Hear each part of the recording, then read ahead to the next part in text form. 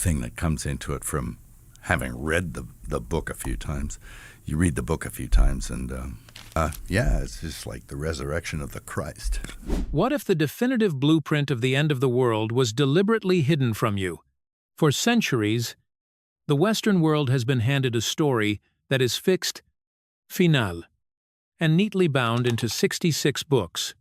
But this is not the whole truth. It's an edit, a carefully curated fraction. When Hollywood icon Mel Gibson began hinting at a much older, vastly larger version of the Bible, the media quickly dismissed him as a celebrity spiraling into fringe theories. But the world's quietest, most rigorous scholars didn't laugh. They exhaled, because someone was finally shining a light on a 1,700-year-old secret deep in the jagged highlands of Ethiopia, isolated from the political machinery of Rome. An entirely different scriptural universe survived. The Ethiopian Orthodox Church guards a Bible containing over 80 books. We aren't talking about myths or discarded drafts. Texts like the Book of Enoch and the Book of the Covenant were the beating heart of early Christianity. They were revered as sacred truth until a handful of powerful men in Rome realized what they contained, decided they were far too dangerous to keep, and wiped them from the Western canon. But Ethiopia refused to let them burn. For 2 millennia, monks in remote cliffside monasteries copied these forbidden words by hand. They wrapped them in an ancient, nearly impenetrable language called Ge'ez, a barrier that kept Western eyes out and ultimately saved the texts. But here is the part that will send a chill down your spine. These monks weren't just preserving history. They believed they were protecting a ticking clock, messages not meant for their era, but for a generation standing on the exact precipice we are right now. According to these ancient pages, the final days look absolutely nothing like the fire and brimstone destruction we've been conditioned to expect. If you are ready to hear what Rome tried to bury the suppressed prophecies and the terrifying 4 stages of the final age, stay with us. Hit subscribe, because the message they hid in the mountains 2,000 years ago was waiting for you. How Ethiopia became the guardian of truth. Which is, you're in another place. You're in another realm. You need to go to hell. You need to go to Sheol. To grasp why Ethiopia became the sole guardian of these forbidden texts, you have to look at the map and the mindset.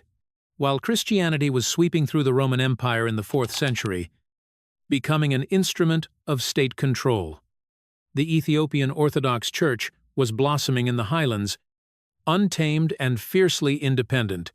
They didn't care about Rome's calendar. They didn't bow to Rome's bishops.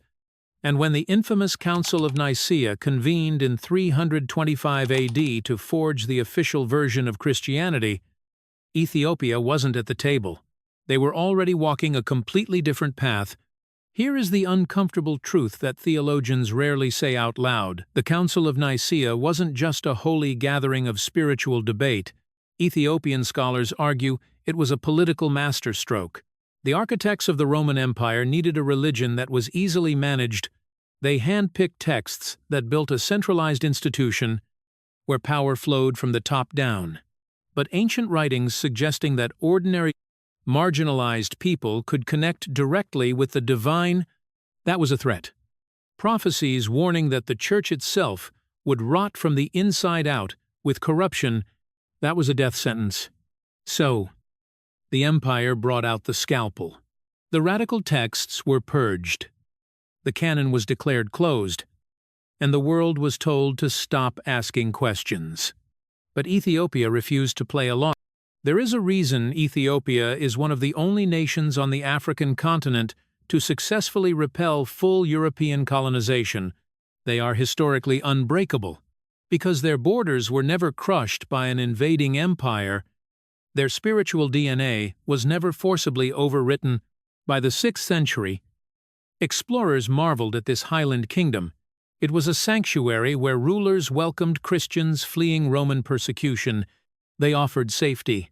They offered freedom.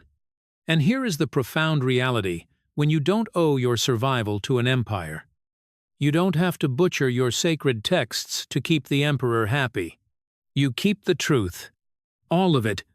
For nearly 2,000 years, the West was completely blind to this. These pristine, anciens Bibles sat in silent monasteries, guarded by monks who understood exactly the dangerous weight of what they held.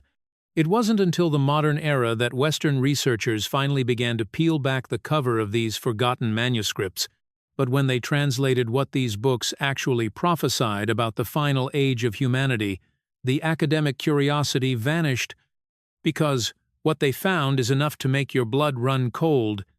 What the Ethiopian Bible says about the end times. And I'm not wholly sure I can pull it off, to tell you the truth. It's really super ambitious.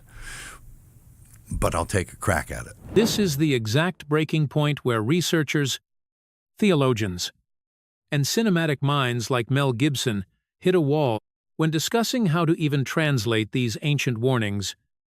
Gibson once admitted the concepts were almost too profound for our modern vernacular.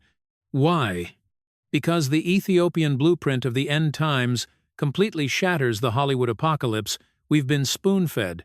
The Western tradition has trained us to look at the sky to expect fire, cosmic plagues, and the dramatic rise of a singular, cartoonish Antichrist.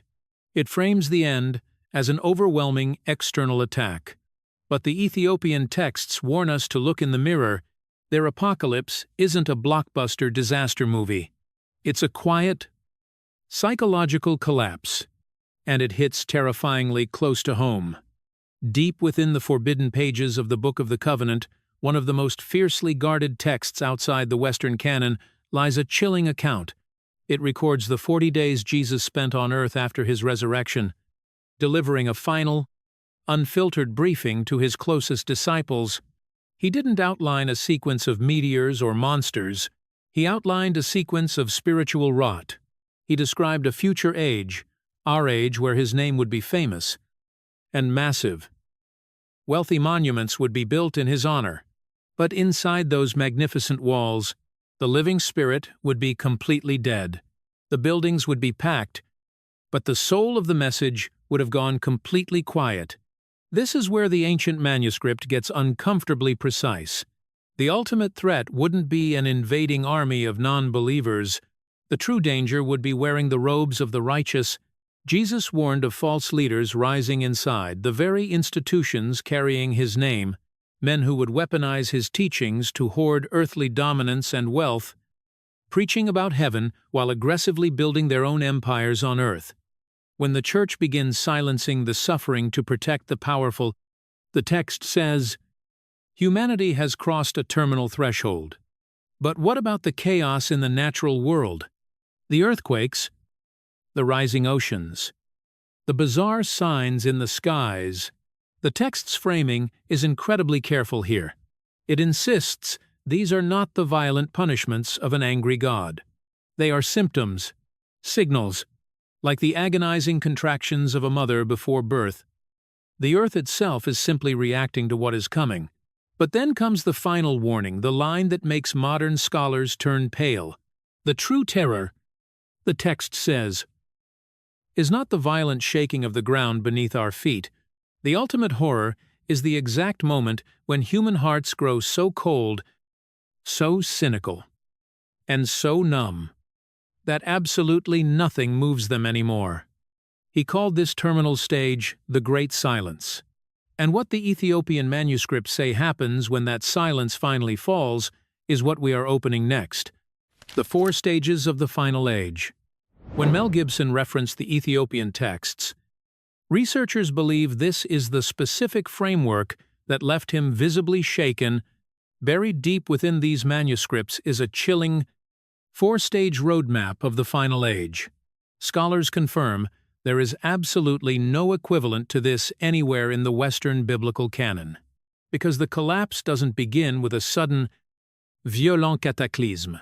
It begins like a slow-acting poison, almost completely invisible. It starts with the Age of Forgetting. This isn't a dramatic, fiery rebellion against the divine. It happens through a slow, comfortable drift. Humanity simply stops asking the deep questions. We stop sitting with our own silence. seeking the truth becomes an inconvenience, and that inconvenience becomes the perfect excuse to just look away. There is no explosion, no grand announcement. Just a civilization quietly fading to gray. Then comes the second stage, the age of spectacle. This is the passage that keeps modern theologians awake at night, because it reads like a flawless autopsy of the 21st century. Wisdom is aggressively replaced by noise and endless entertainment. The human capacity for deep, critical thought is deliberately drowned in a relentless ocean of constant stimulation. We become absolute experts at being distracted and terrified strangers to stillness. The ancient text diagnoses this not merely as a cultural failure, but as a severe spiritual emergency, a society that has completely lost its ability to hear anything quieter than the loudest, most obnoxious voice in the room, sound terrifyingly familiar. Stage 3 is the age of the false shepherd. Here, the ancient warnings become uncomfortably specific. Corrupt leaders rise up, taking the name of God and forging it into a weapon. They don't attack the faith from the outside, they hijack it from the inside.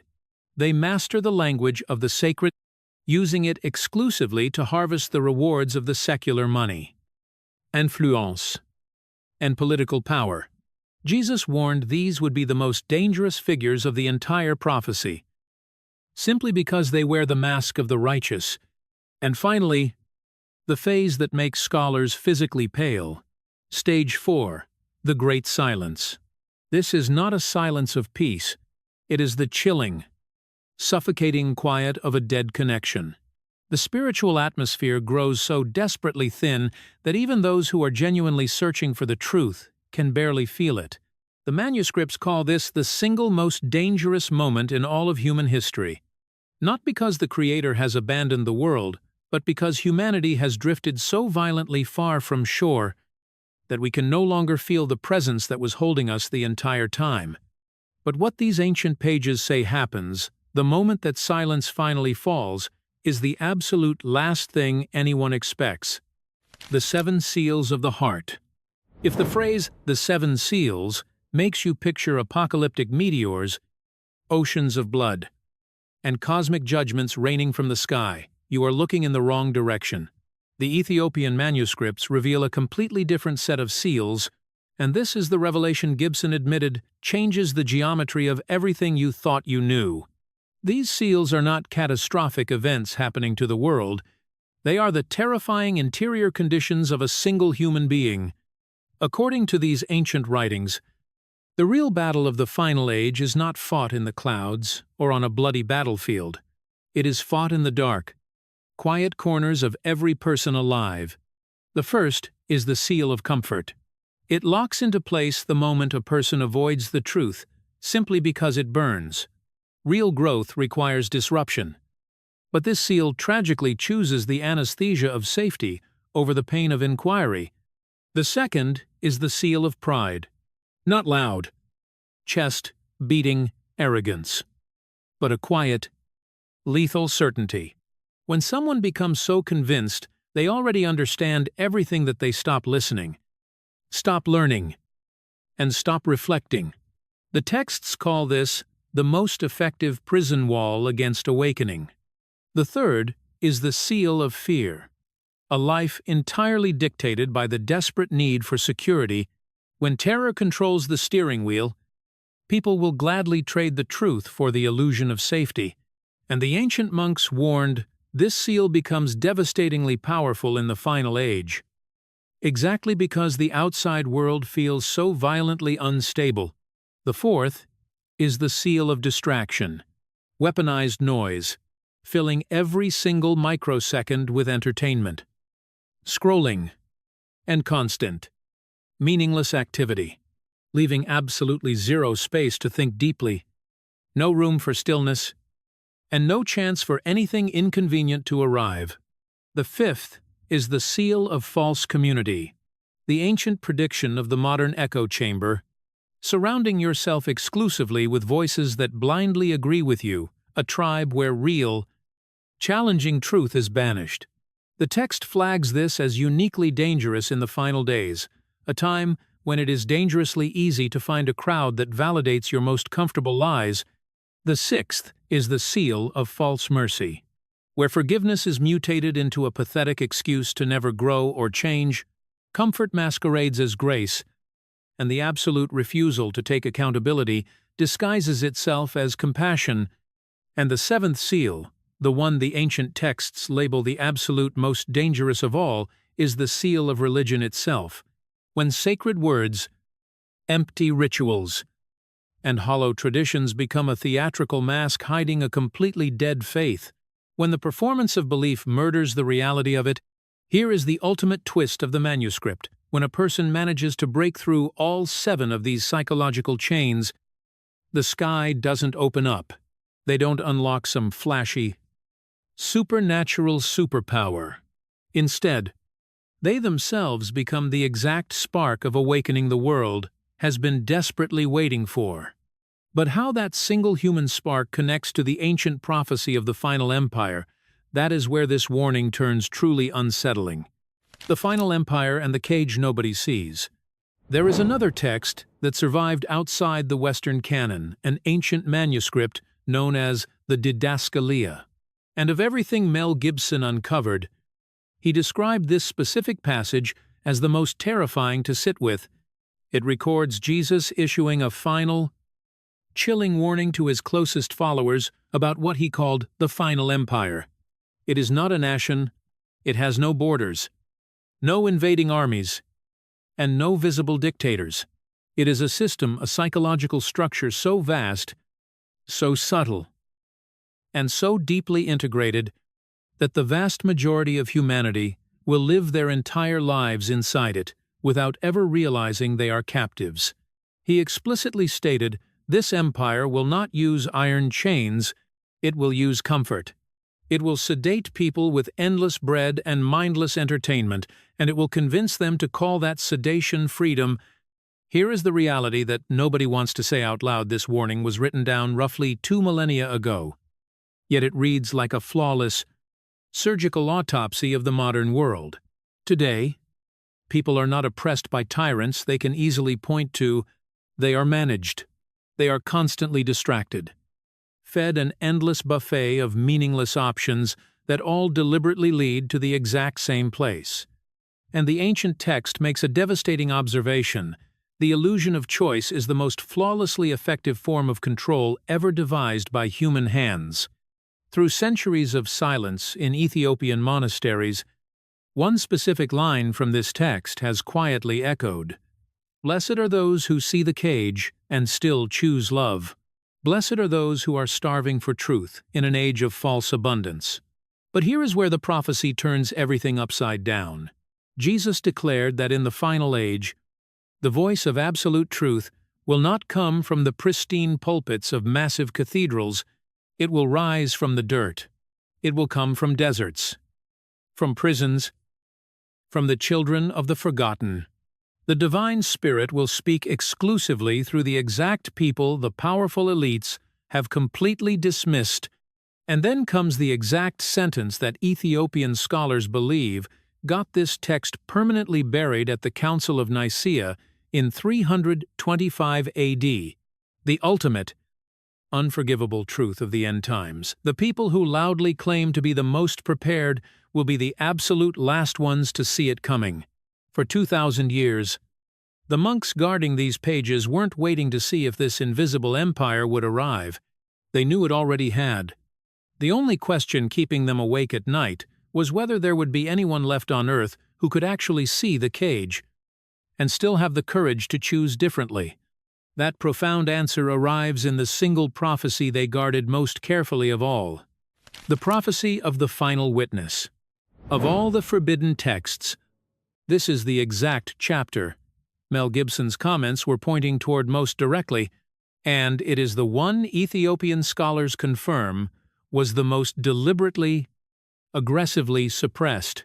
According to the oldest, most fragile manuscripts preserved in the highland monasteries, right before Jesus ascended, he gave his disciples something the Western Church completely erased from history, a final, Unfiltered prophecy.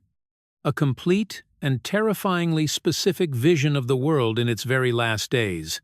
Ethiopian scholars refer to it as the prophecy of the final witness, and what it names as the final witness is absolutely nothing anyone expected. It is not a glowing angel descending from the clouds.